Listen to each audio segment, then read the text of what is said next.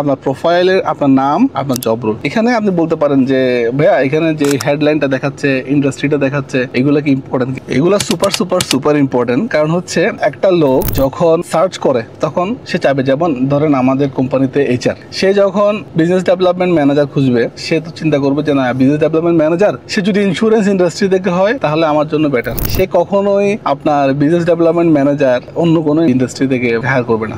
বলতে না পাইলে হায়ার করবে, কিন্তু যদি সে পায়, একজন লোক সে হচ্ছে কি 5 বছর বা 10 বছর ধরে ইন্স্যুরেন্স ইন্ডাস্ট্রিতে কাজ করছে, এখন সে বিজনেস ডেভেলপমেন্ট হিসাবে তার প্রোফাইলটাকে তারা করাইছে, ওই এইচআর যখন এই প্রোফাইলটা পাবে, সে সবার আগে এই প্রোফাইলকে প্রায়োরিটি দিবে। অ্যাজ ইউজুয়াল আপনিও দিবেন, আপনি যদি একজন এইচআর হন বা আপনি যদি একজন রিক্রুটার হন, রাইট?